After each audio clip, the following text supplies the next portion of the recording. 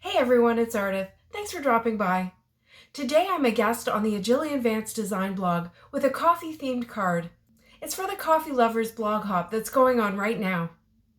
Jillian has some new coffee-themed stamps and dies out, and my card features the Cozy Cup die set. It has a ton of options for customizing your coffee or tea-themed cards, so let's dive right in. I'm starting with the horizontal pinstripe cover plate, and if you saw my video last week, you'll recognize what I'm going to do with this. Here are some panels I made for that video, with black cardstock and very bright colors. I have some leftover scraps too, and I'm saving all these for a future project. But for today's card, I want something a little more mellow. So for this card, I cut it out of craft cardstock, and then I cut it one more time from white cardstock. I'll just use the stripes from the white cardstock to inlay into the craft base, and I want you to see how easily these fall out of the die. I also cut just a bit of gold glitter cardstock with the die. I knew I only needed a few stripes from gold, so I just used a scrap that I had in my stash. Now these ones didn't fall right out of the die, since that cardstock is so much thicker, but that'll make it easier for me to find them when I need them in a few minutes. Next, I grabbed 6 Copic markers in rich but muted colors. I know from last week that 6 colors plus the gold will fit perfectly into the background. I colored 3 stripes in each color, and I kept them together so they'll be easy to find when it's time to inlay them. For inlay die cutting, I find it's easiest to create a backer out of scrap paper that's just slightly smaller than the die cut and coated in adhesive. I was having trouble with my trusty tape runner, so this time I used some wide Be Creative tape. This is stronger, and it means I won't have the same amount of forgiveness to relay the pieces if I need to, but I'm feeling like a pro now that I've done this process a few times. I laid it on the back of the die cut, and now it's all ready for me to inlay the stripes. And that's easy to do, even though they're very narrow. I just put it down on one end, and then I run my finger along it to get it in place. I worked through my order of colors, and I inserted a sparkly gold stripe every 2 and then every 3 lines until I was finished. When it was all filled in, I flipped it over and I gave it a burnish with my bone folder to really make sure that everything was stuck down. I love the little glints of gold on this, and I think it's a great background for a coffee card. I'm going to keep the rest of the gold as a scrap. These thicker lines that are the positive part of the die cut will make perfect little gold strips for accents on future projects. Here's the Cozy Cup set. You can see that you get a ton of dies with it. There's a big cup and a saucer, and I just love this swirl that you can use as steam or even as a background element. There are little dies that you can use to decorate the cup. And there's a little spoon that looks amazing when it's cut from silver cardstock. There's a tea bag, sugar cubes, and a little tiny cup too. I've cut the cup and the little oval that will be the coffee from white cardstock, and I'm using the same brown marker that I used in the stripes to color the coffee. I went back over the bottom with a darker brown marker to create some dimension. Next, I used a pale gray ink and I blended it on the edges of the white coffee cup. It looks a bit dark when it first goes on, but as it dries, it fades back nicely and it gives the cup a rounded look.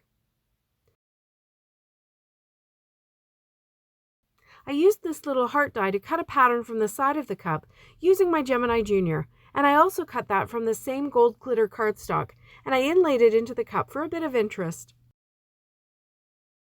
I just used some plain old Scotch tape on the back to hold that in place. Now to place the coffee into the cup, I used some liquid glue and I put it down just below the top of the coffee cup shape. This will make it look like we can see the back rim of that coffee cup, and it's just another little way to make it appear more dimensional.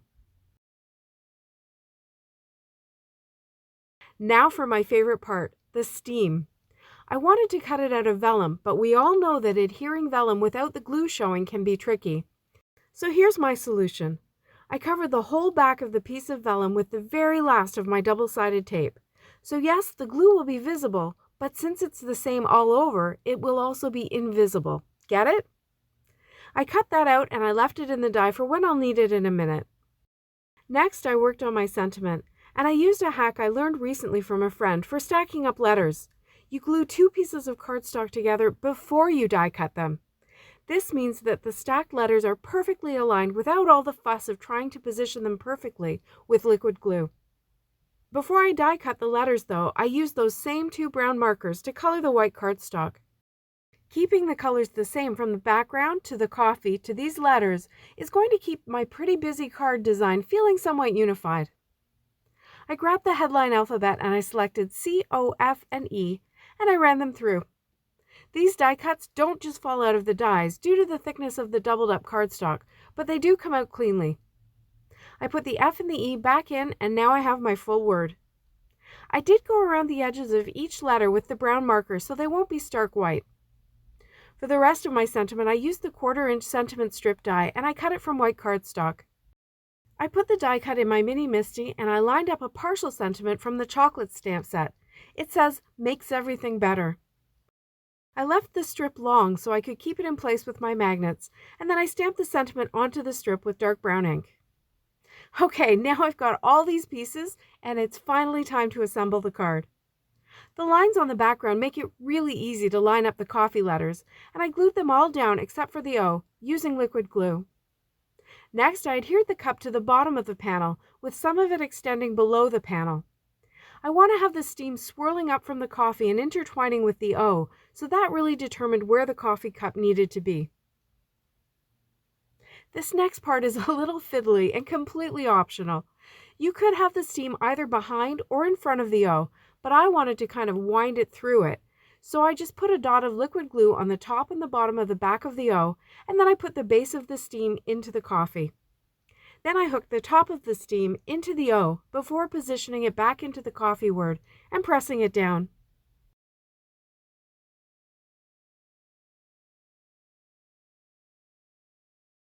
I used my scissors to trim off the excess of the coffee cup, and then I played around a bit with the sentiment strip to find the best position before trimming it down.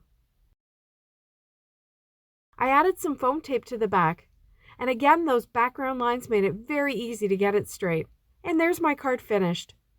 Now I'll tell you a secret. I always feel a little hypocritical whenever I make a coffee card. I'm really a Diet Coke girl. But I have plenty of friends I can send this to, and I love the warmth of the colors here, and how well all my elements are working together. How about you? Do you like coffee? Do you make coffee-themed cards? Let me know in the comments below. I've linked the supplies below as well, in case you're interested. And here are some other videos I think you might find interesting. Thanks so much for watching. See you next time!